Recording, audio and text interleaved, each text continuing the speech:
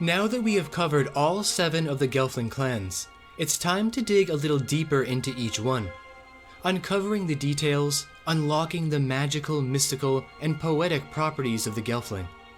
So, in this brand new series, I will be teaching 7 things you didn't know about the 7 Gelfling clans. Let's begin today with the Spriton. Number 1. Generational knowledge. Although the Spriton were most notably known for their craftsmanship, athleticism, and skills with weapons, they were also extreme practitioners of generational knowledge.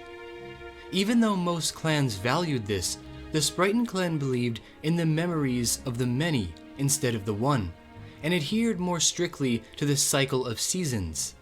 And this ensured the continued success of their crops, the most important aspect of their society. Number 2.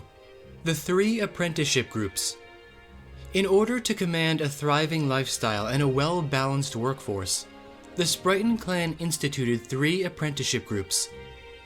As younglings grow up, they are eventually selected by mentors to participate in a workforce of their choice, with all programs progressing for the greater good of society.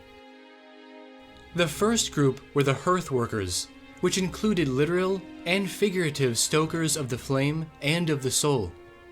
Here you could find the builders, the fire maintainers, the caregivers, storytellers, songtellers, stitchers, weavers, and craftsmen. The second group were the dirt workers. As the name suggests, this is where you would find the gardeners, farmers, and generational knowledge keepers, marking the passage of time with sun sticks and maintaining a vast agricultural wisdom. The third group were the path workers. This was the group in charge of preparing, counting, selling, and trading all of the crops and goods. With strong counting and number skills, they ventured far and wide throughout the lands, spreading the wealth of the Spriton people. Number 3. Magic tools. Something many still may not know about this clan is their incredible gift with enchanted powers. This clan was home to some of the finest spellbinders the Gelfling ever knew, as they had the ability to literally weave fabric together with magical elements, intertwining it with not only tapestries, weapons, and shoes, but also gardening tools. Their magnificent, intricate designs were highly sought even by the Vapra clan, and as such, they proudly wore the title of the Stitchers of the Gelfling clans. Number 4. The Spriton Lyre.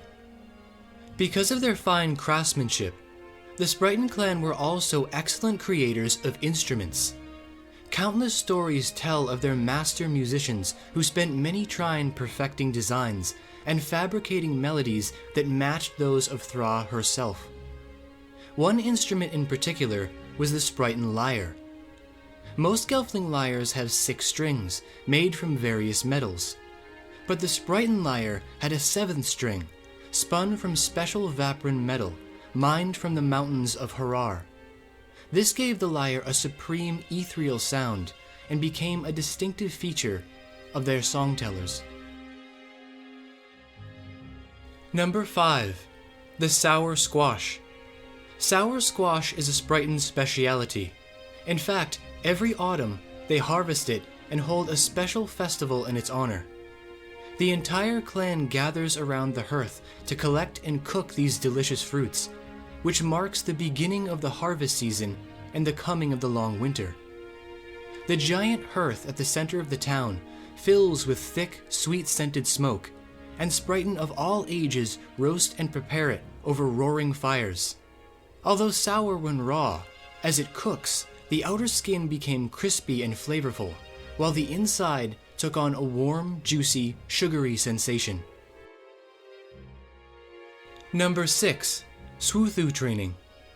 Suthu were a type of beetle fur creature, roughly resembling a strange type of butterfly or a giant winged bug, and were utilized by the Spriton to send small items and messages from village to village. Suthu were more convincible creatures, and this is why the Spriton preferred them to the more wild wind sifters, as they would do anything for a morsel of roasted fruit. The Spriton would build Suthu nests throughout the woods and Sami thicket, providing them with food, shelter, a place to rest, and raise their offspring. Through this close bond, the Suthu came to understand aspects of Gelfling language, and even adopted feelings for some of their owners. Number 7. Sun filling. Most Gelfling in Thra celebrate a specific day called the Day of the Great Sun, a day when the Great Sun takes its longest journey across the skies. However, the Spriton have a very meaningful way to celebrate this.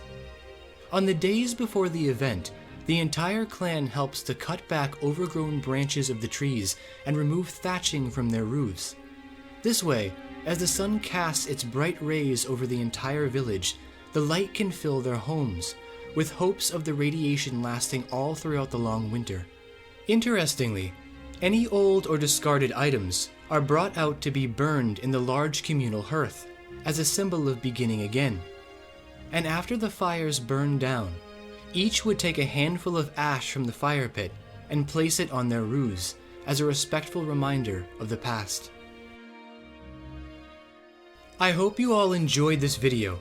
The rest of the Gelfling clans are coming soon in the next few weeks.